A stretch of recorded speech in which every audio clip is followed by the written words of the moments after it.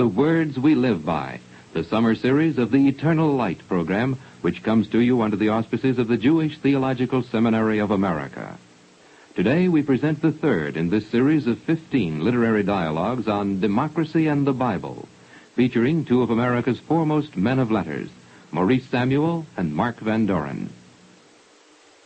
Maurice, we've been talking about the difference between subjects when seen from a purely political point of view and from the point of view that we assume to be more basic than that, namely the religious point of view, or the point of view that was developed and evolved, as it were, in the Bible. And we've talked about various matters in that light. We've talked about democracy and certain aspects of democracy. Let me ask you this. Have you often been impressed in recent years when men have been searching for some kind of answer to totalitarianism? Have you been impressed by the frequency with which they invoke a phrase that to them seems to have a great deal of meaning, the dignity of the individual? They claim that in the totalitarian states, the dignity of the individual is not recognized, and they desire that it should be recognized, and of course one agrees with that.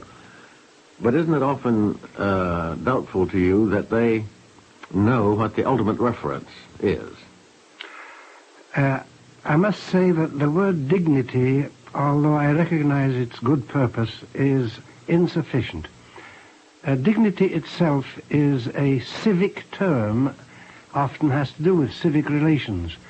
And my feeling is that behind it there should stand at least the recognition of the sanctity of the individual. Excellent. I prefer that word myself, but you never hear it used. And I think that is a shortcoming in modern discussion, unless they choose, which can be done, unless they choose to invest the word dignity with the idea of sanctity rather than with status.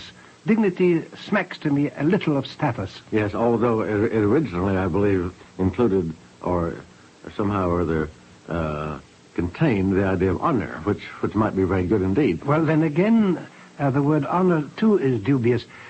We are, I think, in this small matter, apparently verbal, really touching on the basis of our discussion. Dignity I look upon as secular, and sanctity, naturally, as being sacred. So that if we could make the word dignity imply not just a man's relationship to other men in terms of acknowledgement, but in terms of his inmost worth, and of course dignity meant worth originally, then I would agree that the use of the phrase so spread and so understood is of great value. Yes, sanctity I infinitely prefer to dignity. But there we are on the verge of having to consider, which I want very much to consider, that famous ancient doctrine of the equality of men. We have referred to it here before when we talked about how Jefferson and Lincoln, to name no other American statesman, made the statement which they expected to be understood somehow or other, that all men are created equal. I'm sure that both Jefferson and Lincoln understood that. I think their understanding was deep. Many persons, however, do not understand it, do not believe it. They toss it off as just one of those things that politicians say. Yes, but Mark, there is a sense in which human beings are not born equal. One man is born with a tendency to grow taller than another, or more agile, or perhaps has a greater capacity for brain development, and there's a confusion in the public mind as to what is meant by equal, so that they deny it and they're arguing on different grounds. Yes, whereas if you use the word sanctity, which you have and which I want to use from this moment on, you are referring to something that is inviolable in every person. As a matter of fact, I would prefer to the word individual also the word person. Yes, I would. It seems to me the sanctity and I would have have used, now the word you've suggested, inviolable, is better than, what does the Constitution say, unalienable rights. Yes. Now, unalienable means that it's something attached to the person and that one can, by an artificial act, take it away from him. But here is something that we have to assume cannot, by an artificial act, be taken away. It's inviolable in the very deep meaning of that, a very deep sense of that word. And in my understanding, the Bible is drenched everywhere with an understanding of this, with an understanding of the principle that in God's mind, all persons, all human persons, are sacred. Because they're his. Because they're his sons. Yes. Or because they are his. And because he admonishes them that when it comes, as it were, if I may use the phrase, to a showdown, it's to him they appeal. Yes. There's a constitution to appeal to, but then in the end he says that the man who is oppressed, or the man who is whose substance is being stolen, he will appeal to me and I will hear him. Yes. This direct contact is what I call the inviolability. That's right. Sanctity. I will hear him because he is mine and because he exists. By right of existence, we become sacred in his view. I've always been interested in a verse out of the book of Proverbs, which has no preface and no explanation afterwards. It just stands there suddenly. The rich and the poor meet together. The Lord is the maker of them all. Yes. They're a very moving thing for some reason about that. The Lord is the maker of them all, and therefore they will meet together. Notice, by the way, an implication there, too, is that the poor man must not feel himself ipso facto spiritually superior to the rich man. Yes. There are frequent warnings in the Bible that you mustn't cater to the poor man in his poverty as such. That's as, right. for example, when the law lays it down that you must not divert the law to the poor. That's right. You must remember that all men are equal on some level other than riches, and maybe on some level other than intelligence too. But by virtue of existence, by sheer virtue of our existence, we are all the same. Our likeness to one another is more important than our differences. Well, I'll tell you what I find encouraging, deeply encouraging in the biblical outlook, and that is that the view of man in his equality is tacitly asserted in a messianic, an ultimate messianic framework. That is to say, that all are participants in the movement toward perfection. In democracy, we generally take, and again tacitly, the lowest common denominator as being the measure. That what the poorest man has, the wealthiest man has in the light of the law or in the light of social adjustment. But there is not implicit in democracy the élan or the thrust whereby the most humble are participants in an ultimate messianic perfection. Tell me what you think of that, because there's a passage I want to read to you having the bearing on this distinction between the democratic and the biblical evaluation of man. By the way, yes, I'll answer that in a minute. By the way, we're not suggesting, are we, when we say that the biblical estimate of things transcends the democratic one, that the democratic one isn't very precious in itself. We are grateful, aren't we? Well, we have assumed, we've made it explicit, in fact, that if the two are not interlinked, then the democratic is worthless. That's right, and that the language in which democratic thoughts and feelings are expressed, if that language seems neutral and pale, it can only be because we can suspect that in the mind of the speaker of the language, the maker of the language, the ultimate source, which is glory and sanctity, is somehow absent. But we certainly, all of us, owe more than we can say to democracy, even in its palest form, even in its most neutral form. It has changed the world, has it not? Surely. Surely it has made a world in which you and I are free to move and have our being to whatever extent we do, and millions and millions and millions of others.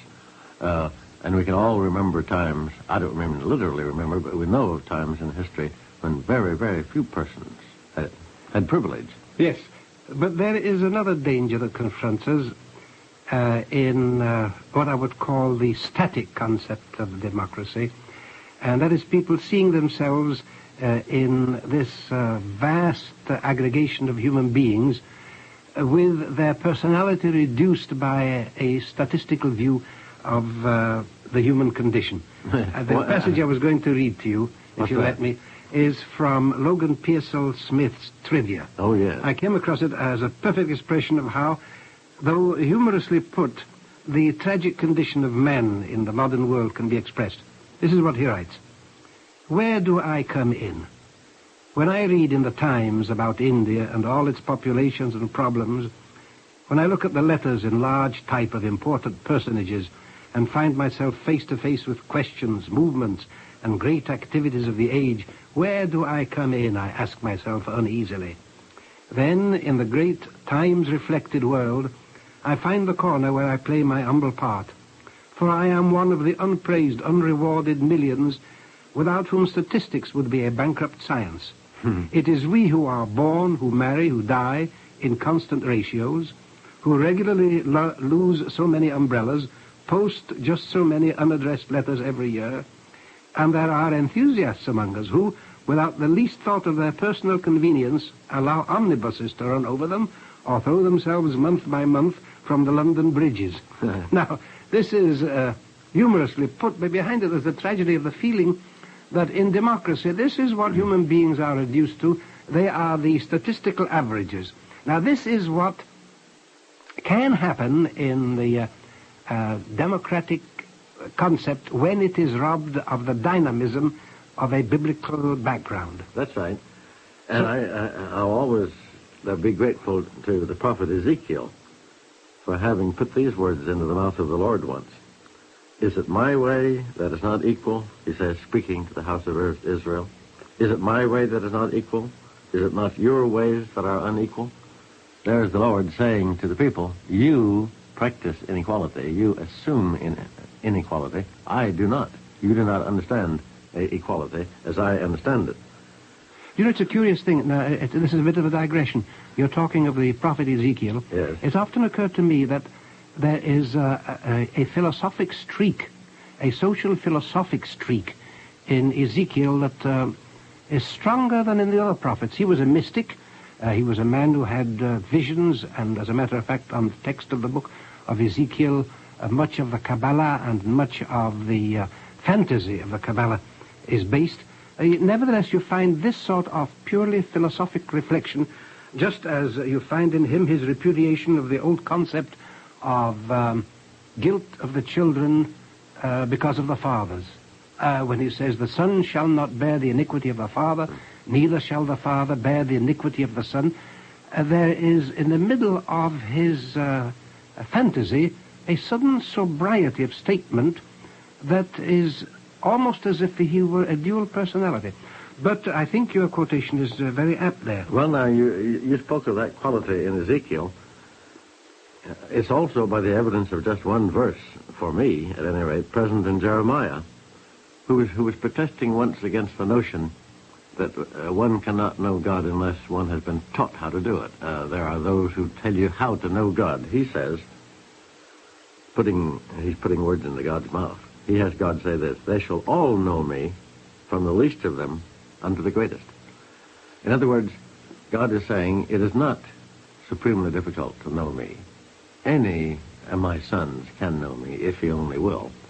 There is no discipline required. There is no preparation for it. All men can. To me, this is thrillingly relevant to what I have referred to as the doctrine of equality. Seems to me if the word equality means anything, and I'm now putting it on, if you like, entirely secular grounds, it means this, as a philosopher friend of mine once pointed out. It needs to mean only this. All men are equal, that is to say, all men are alike, in that they possess the human mind, which is not possessed by any other creature. It is only human beings who have the human mind, and all human beings have it. It is what makes them human. Now, some of them may use it more than others, some of them may use it less than others. But any distinguished person, any distinguished poet, statesman, or whatnot, I believe takes it for granted that it's possible for him to be understood by anyone who listens, anyone using that thing in him which I have called the human mind. That is the one thing that is not absent in any of us. Well, this idea that you're now expounding is mirrored again in Ezekiel. Ezekiel? Again in Ezekiel, when he talks of the human being as being, every human being having the redeemability of his proper self. In the verse, in chapter 19, he says, Have I any pleasure at all that the wicked should die, meaning the wicked man should die, and not that he should return from his ways and live? A man cannot have gone so far that he cannot be pulled back, is the implication. Mm-hmm. That is to say, Mark, that the human being as in potentialities, here it's used in the sense of salvation. Let us talk of it in the use of rehabilitation. The human being has all these potentialities, and there the equality lies. All of us have it in sufficient measure to pull us back from the brink of disaster. And Maurice, that must have been what Jefferson was referring to when he said the people are somehow safe. We are safe with the people. In other words, we may count on them to understand. Some of them may be wiser than others. Some of them may be more informed than others. Some may study more than others. But the potentiality of understanding is in all. I believe Jefferson lived in that faith. It is what inspired him to do what he did in the field of education. It's what inspired him, maybe as he wrote the Declaration of Independence, a faith in the human capacity, which some men, by the way, do not have. I suspect that by and large, it is the superior person who most easily understands the doctrine of equality, the one who is least afraid of losing anything by understanding it. Well, the application of the principle is so exhausting, actually, that we sometimes fall away from it simply because we haven't got the strength. And by the way, Maurice, let me ask you this, too, before I get off the subject. I seem to be sort of going down a list of references and quotations today, but these really are bursting within me. How do you understand the psalmist when he says in the 18th Psalm, "Thy gentleness," sometimes the word is translated "thy condescension. Thy condescension, thy gentleness, thy goodness, whatever it may be, hath made me great." How do I understand that? Yes. I suppose that in infusing your spirit into me, you have made me something like yourself. Yes, you have left me in no doubt about myself. That it comes from you, that there is no greatness except that which comes from him. And of course that has reference to something that all human beings understand. If I am doubted by others who are close to me or who are in authority over me or whatnot, if I am doubted by others and constantly judged by them and watched to see if I'm going to make mistakes, I lose a great deal. I become less great. Whereas I tend to be more great if I detect in those about me faith in me and confidence in me. Isn't that, among other things, what the psalmist is saying?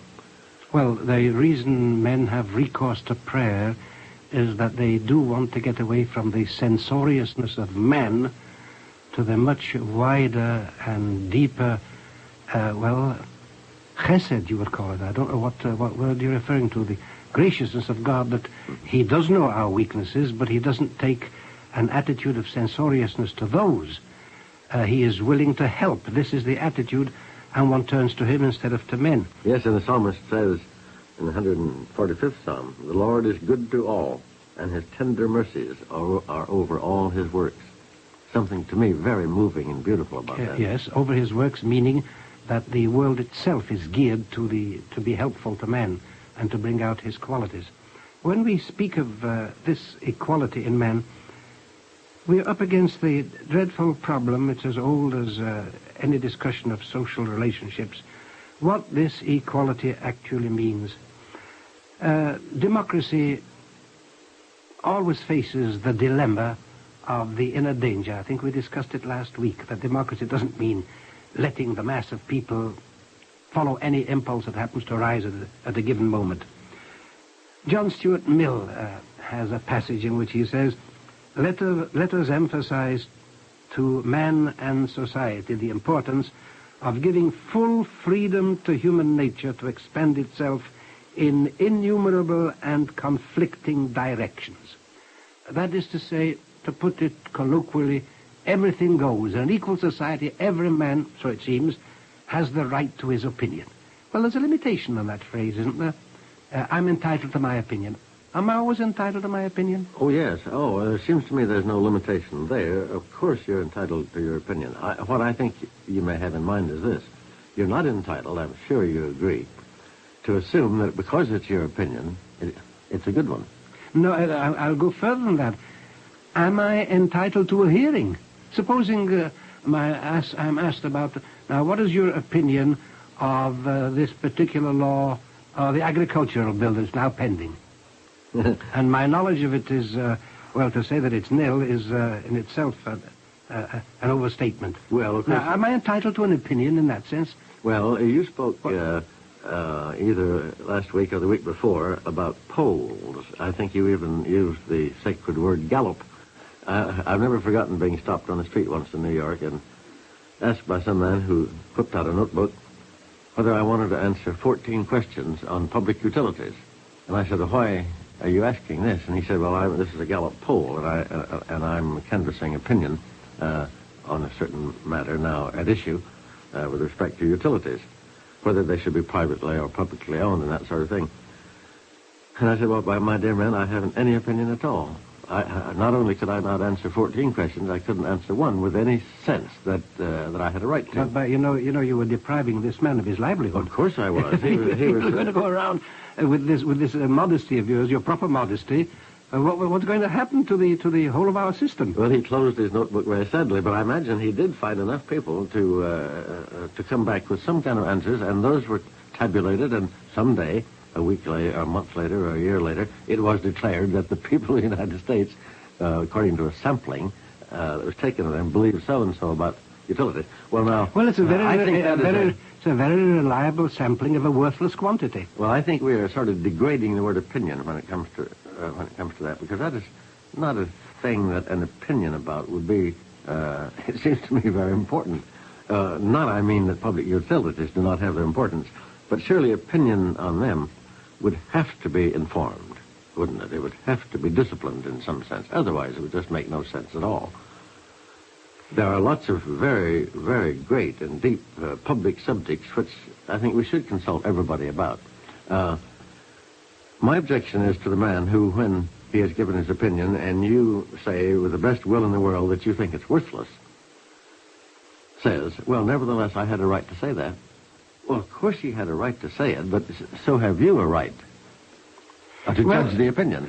Let's go down a little bit deeper and collate this question with situations that have arisen in the Bible.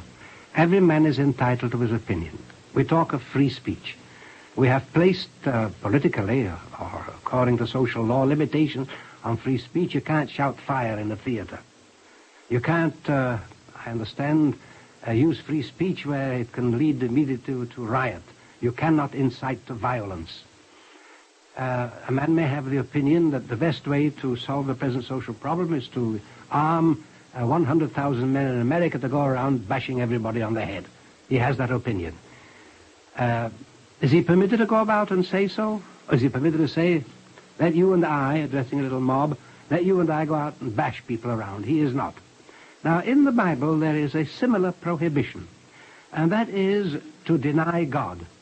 Because there the last law is, it is on God's will and on the existence of God that the whole structure of society, as well as of the universe, that the whole structure of society rests. Well, we put a limit on free speech in the sense I indicated before. The Bible put a limit on free speech in that sense. We don't do it nowadays. We allow a man to go around and say there is no God. Mm-hmm. Probably because the effect of believing in God has so substantially founded society that there is no danger now, such as there might have been then, of action following on this disbelief. Mm. But some such principle remains, doesn't it? Well, or a limitation of expression of opinion. Well, Maurice, I am always uncomfortable when I'm asked whether there shouldn't be some limitation to free speech. I think there should be none at all. There isn't anything that couldn't be considered inciting to somebody. When one of the presidents of the United States, I've forgotten which one, toward the end of the 19th century, was assassinated, the assassin was found to have a certain magazine in his pocket. and it was assumed that that magazine was responsible for the death of the president. It doesn't seem to me that that follows. An editorial in the New York Times in a day could move some maniac to assassinate somebody, you know. I understand. A public official would be criticized, and somebody might be fool enough or insane enough to go and shoot that official in the belief that he needed to die. I think it's terribly dangerous to... I'm not... to limit free speech. I don't suppose any thinking person has ever come to a cast-iron opinion on this question, and I quite understand that the abuse of a good principle is no reason for the abrogation of the principle. I believe that you lose more. I believe that society loses more by the suppression of free speech at any moment than it ever does by the thing that is said. No matter how evil it is. I suspect so. However, let's take a simple case of what I would call an abuse of free speech, which I wouldn't repress. We are told in Deuteronomy, "Thou shalt not oppress a hired servant that is poor and needy, whether he is of thy brethren or the stranger within thy land, lest he cry against thee to the Lord." Now, there's a sentence. Yeah. Supposing a man gets up and says, "Thou shalt oppress thy hired servant," especially if he's poor and needy, because it shows that he can't take care of himself, and his poverty is obviously the result of his wickedness, and this namby-pamby attitude toward the sick and the suffering is one of the evidences of the decadence of this country. Well, I wouldn't object to that man going around and saying these things. Of course, I wouldn't provide him with a platform either. I don't consider that part of free speech. Now, there, obviously, you shouldn't prevent the man. But supposing the man goes around buttonholing people and saying, "Let's go and kill that man." He's going to hit sometime upon somebody who will say, "Yes, let's do it," for the thrill of it. Now, what do you do in a case like that? Is he free to do that? There is a limit. We have tremendous difficulty in finding it.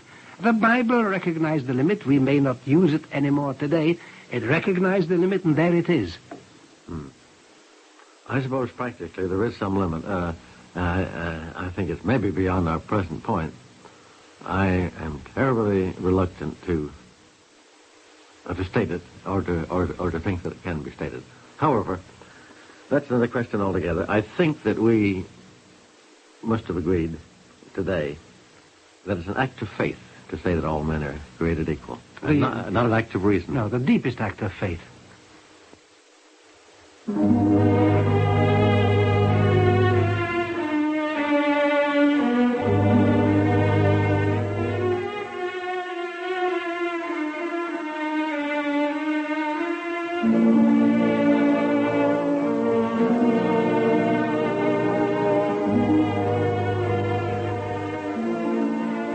You have just heard The Words We Live By, the third in the 15-week Eternal Light summer series. Be with us again next week when Maurice Samuel and Mark Van Doren will resume their discussion of democracy and the Bible. The Words We Live By is produced under the auspices of the Jewish Theological Seminary of America. This pre-recorded program has been an NBC Public Affairs presentation. This is the NBC Radio Network.